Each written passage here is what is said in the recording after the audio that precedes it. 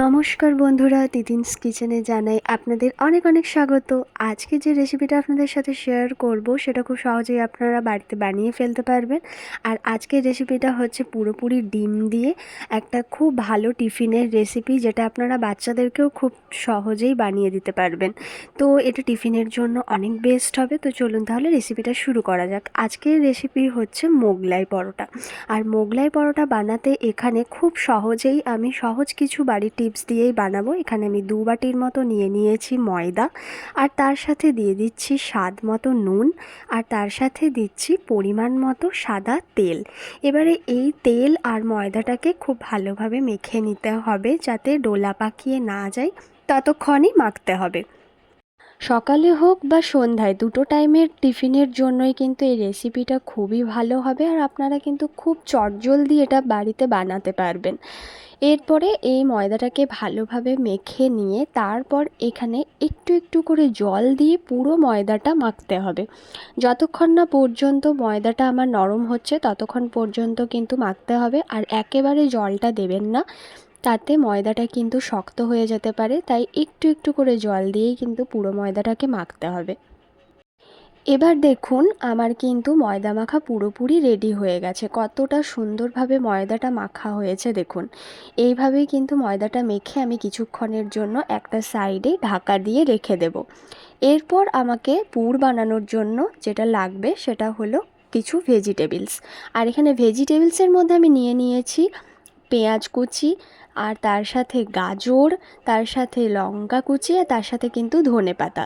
এই চারটাই আমি নিয়েছি। আপনারা চাইলে কিন্তু আরও ভেজিটেবলস ইউজ করতে পারেন। এরপর আমি এখানের মধ্যে একটা বোল নিয়েছি, আর এই বোলের মধ্যে একে একে সব উপকরণগুলো দেব। তার মধ্যে প্রথমেই দিচ্ছি পেঁয়াজ কুচি, তারপর দিচ্ছি গাজরের কুচি।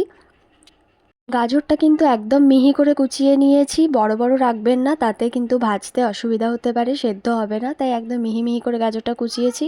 আর তারপর দিচ্ছি কাঁচা লঙ্কা কুচি, আর তারপর দিয়ে দিচ্ছি ধনেপাতা। এবার একে একে এখানের মধ্যে মশলা অ্যাড করব। মশলার মধ্যে আমি এখানে ব্যবহার করছি প্রথমেই ধনে গুঁড়ো, 1 চামচ মতো ধনে গুঁড়ো দিচ্ছি। তারপর দিচ্ছি একটুখানি হলুদের গুঁড়ো, আর তারপর এখানের মধ্যে দিচ্ছি পরিমাণ মতো নুন। এবার এখানের মধ্যে আমি 2টো ডিম নিয়েছি, আর এই 2টো ডিমকে এটার মধ্যে ফেটিয়ে নেব। ডিম কিন্তু মোগলাইয়ের মধ্যে অবশ্যই লাগবে, তাই এখানে আমি 2টো ডিম ব্যবহার করছি। আপনারা যেরকমভাবে ময়দা নেবেন সেরকমভাবেই ডিমটাও ইউজ করবেন। আমি এখানে 2 বাটি ময়দাতে 2টো ডিম নিয়েছি। এবার এটা খুব ভালোভাবে ফেটিয়ে নেব। এবার এক সাইডের মধ্যে একটা ফ্রাইং প্যান বসিয়ে ভালো করে গরম হয়ে এলে এর মধ্যে দিয়ে দিচ্ছি সাদা তেল। এখানে আমি সাদা তেল ইউজ করছি। তো সাদা তেলটা এখানে গরম হয়ে এলে এখানের মধ্যে আমি একটা একটা করে লেচি এরকম করে পাতলা করে বেলে নিতে হবে। একদম মোটা বেলবেন না, তাহলে কিন্তু খুব বাজে খেতে লাগবে। একদম পাতলা করে বেলতে হবে, পুরোটা যেন পাতলা মতো থাকে। আর এইভাবে বেলে নিয়ে তারপর এটার মধ্যে কিন্তু যে পুরটা আমি তৈরি করে রেখেছি সমস্ত উপকরণ দিয়ে, সেটাই কিন্তু আমি এখানের মধ্যে মাঝে দিয়ে দিচ্ছি। এবার আমি 4টা সাইড থেকে কিন্তু এই যে বেলে রেখেছিলাম রুটিটা, এটা কিন্তু ফোল্ড করে নিচ্ছি। চারদিকটাই কিন্তু খুব ভালোভাবে ফোল্ড করতে হবে, নাহলে কিন্তু ডিমের মিশ্রণটা বাইরে বেরিয়ে যেতে পারে। যখন আপনি তেলে দেবেন তখন কিন্তু ডিমের মিশ্রণটা বাইরে বেরিয়ে চলে আসবে, সেইভাবে কিন্তু মুড়তে হবে। এবার তেল এদিকে খুব ভালোভাবে গরম হয়ে এলে কিন্তু একটা একটা করে মোগলাই আমি এই তেলের মধ্যে ছেড়ে দিচ্ছি। গ্যাসটা কিন্তু কম আঁচে করে ভাজবেন, না হলে কিন্তু পুড়ে যাবে, ভেতরটা কিচ্ছু সেদ্ধ হবে না আর খেতেও ভালো লাগবে না। তাই কম আঁচে কিন্তু পুরো রান্নাটা করতে হবে।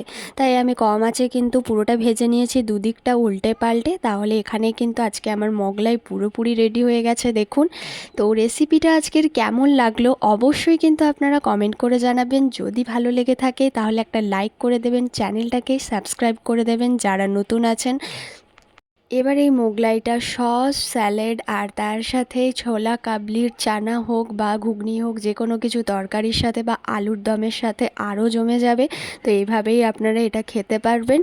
ভেতরের পুরটা দেখুন কতটা সুন্দরভাবে সেদ্ধ হয়েছে, আর এটা কিন্তু খুব মরমরেও হয়েছে আর নরমও হয়েছে। সেইভাবেই কিন্তু আপনাদেরকেও ময়দাটা সেরকম মাখতে হবে, সেইভাবে স্লো আঁচে কিন্তু এটা ভাজতে হবে, তবেই এরকম মরমরে ভাবটা আসবে, আর সেদ্ধও খুব ভালোভাবে হবে।